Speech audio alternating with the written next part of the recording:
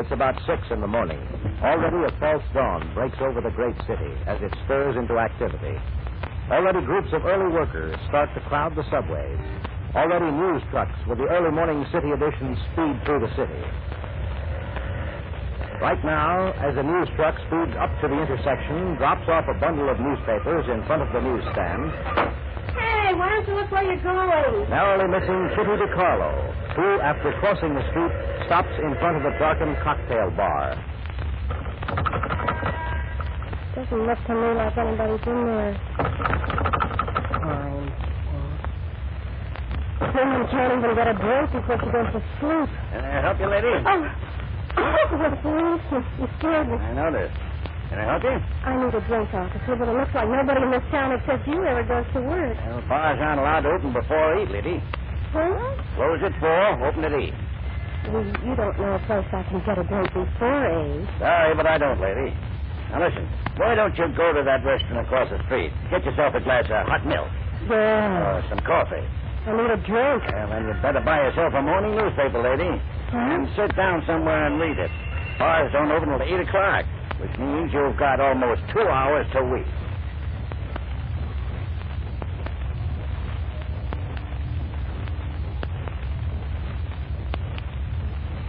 Kitty DiCarlo doesn't bother about a morning paper. She just looks at the officer, then walks slowly and unhappily down the street in the direction of her hotel.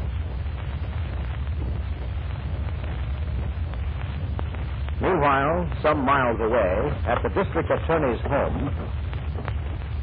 Ah, Mr. Mason, the street. Come in.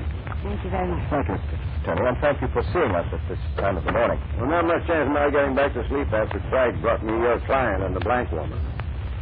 I'm afraid this is going to be a nasty case, Mason.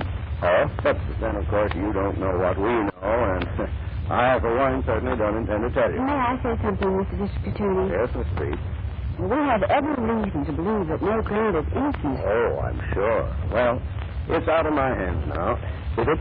If you'd like to talk to the assistant in charge... Yes, I'd like that. Well, he's back in my library. First, though, nothing has been released to the press? We have enough reporters on our neck all the time, Mr. Mason. We don't go around waking them up. Why?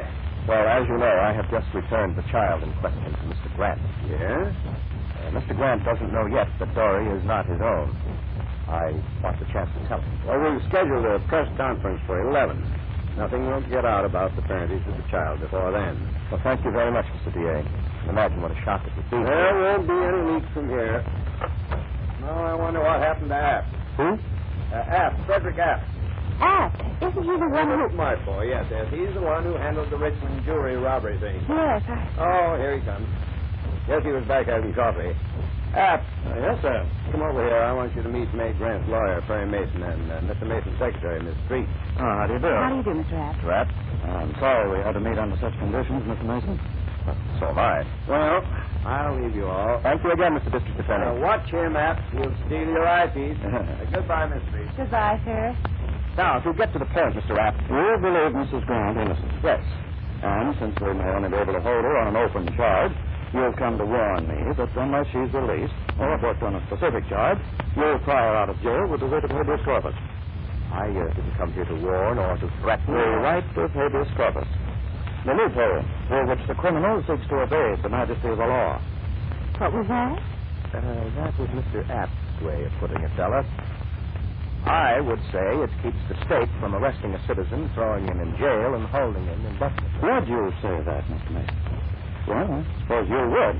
No, but please understand me. Even though I'm hampered by these rules, I'm not criticizing the machinery of justice. No? No, Miss Street. Because even though criminals and their lawyers twist and dodge behind the law's technicalities, an able prosecutor can trip them up. Shall we talk legal philosophy at another time? Indeed we will, Mr. Mason. Oh? Because I believe you and I represent two opposing views of the law. The righteous, moral view and the sentimental, merciful view. In other words, you are a watchdog for the law. Yes. Well, personally, I would rather be a watchdog guarding innocent persons from a mistake. The law doesn't make mistakes, Mr. Mason. Just as you made no mistake and saved yourself trouble by coming to me first. You couldn't get a writ of habeas corpus from May Grant. She's charged with murder in the first degree. What? To repeat, murder in the first degree. for which no bail is given. In other words, you believed Kitty DiCarlo's fantastic tale. Mrs. Blank, or as you choose to call her, Kitty DiCarlo, is a poor, sinned-against woman. Oh, right. You sound sure of yourself, Mr. Rapp. I have proof, Mr. Mason. Good and sufficient proof. Proof which is so convincing to me that I intend to lay it before the grand jury as soon as it can be arranged. App, All right, I can't stop you. However, let me ask you this. Go easy on the publicity. May Grant is not the only one who'll be hurt. There's the child. Mr. Mason, let's understand this from the start. I don't intend to go easy on anything. It's my duty to see virtue triumph, evil punished. I shall do everything in my power to bring this about. And so you'll know just where I stand. I wish there were a punishment more devastating than electrocution, so I could ask it for your client. And I'll tell you why. Because May Grant's crime is more terrible than murder. She not only took a life, she tried to steal a life. She tried to steal Catherine DiCarlo's child. She profaned the sacredness of motherhood. Now, the machinery of justice is turning. I shall say not that it is halted, but that it moves as quickly as possible against Mrs. Grant. And get you as much publicity as quickly as possible? I shan't even answer that. Unless you like to think of this as an answer. I believe in right. I believe in right triumphant. I believe evil is always punished. I shall see to it that evil, in the form of May Grant, is punished. And, Mr. Mason, now, I warn you, if you stand on the side of evil, you will be smashed. Not because I by myself am powerful, but because I, with right on my side, form an irresistible combination. I hope it works, Mr. Rapp. Justice always works, Mr. Mason.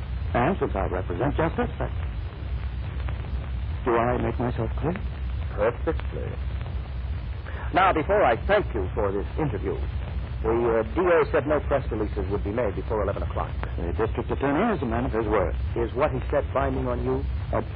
Yes. And that's all I wanted to know. All right, Ella, that gives us plenty of time to see May Grant before we go explain things to Bill. Let's go.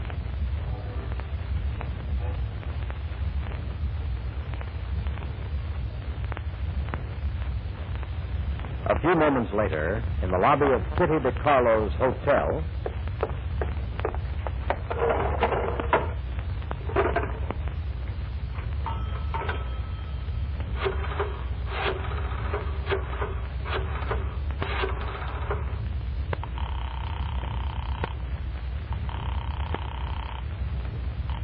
Hello?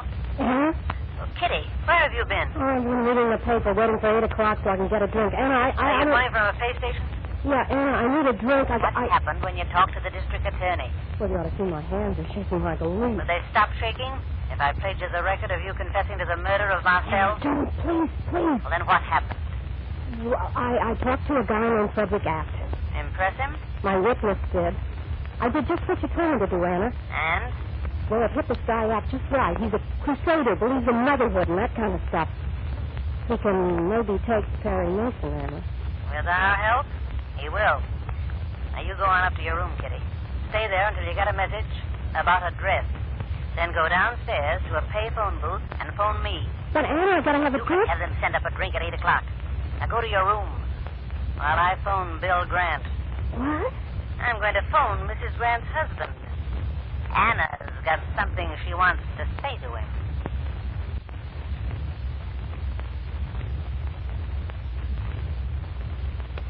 Is hidden the Frederick Apt. Well, after talking to Frederick Apt, Perry Mason knows he's in a fight. But Perry can't know about Anna B. Hurley, his hidden opponent. And as for what Anna plans to do, why, she wants to talk to Bill Grant and, well, be sure to join us on Monday